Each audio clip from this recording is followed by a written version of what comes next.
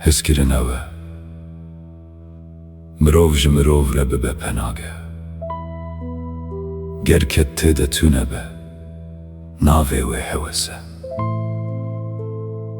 Ger dilsozî tê de tune be Navê wê hûye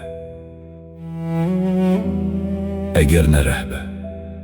Ku can digihîne dil Ew ne hezkirine Ey yên ku hezkirine Ji durûtiyê re kurban dikin Hezkirin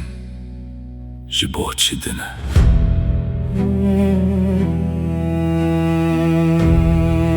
Dostî ew e Dema mirov li wir tune be Rûmeta wî biparêzî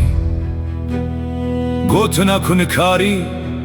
Li ber çavên wî bibêjî Li pey wî jehr nekî Canê ku piştî dê û bav Berî xuşk û bira tê hejmartin Ey yên ku dostî ye Ji ber jewendiyê re kurban dikin Dostî ji bo çi dine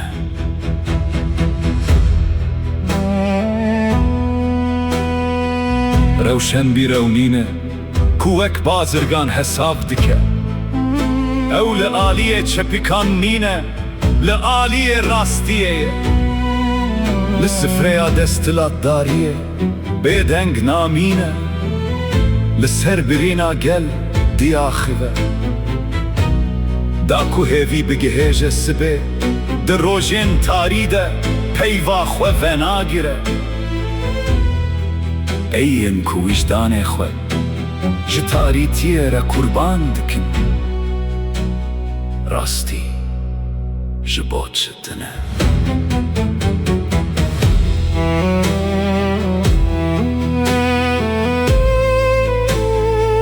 Maf xwestin Agir berdanê her derê nîne Bê ku mirov bikeve Xefika kîn û tundiyê Li ser rêya dad û hukûkê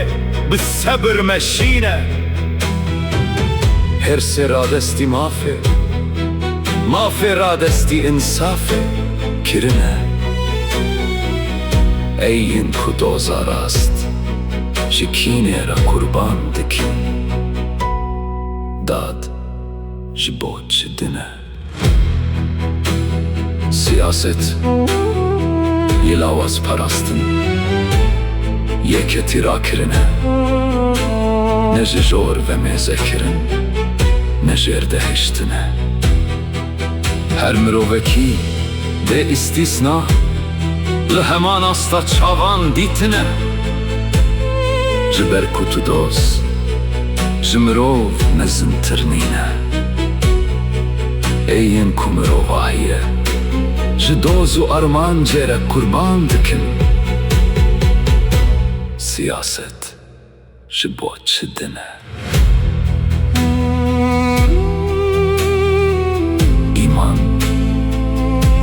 Ji ber aferîner Mirov bi mirov re Wexev dîtine Li zimanê nafîrandî Li qewman, li rengan îtiraz kirin Li afîrandinê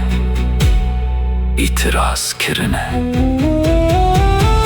Ey yên ku haçê diçin Nimêjê dikin Silav didin Mafê bendeyan Ji dewletê imtiyazê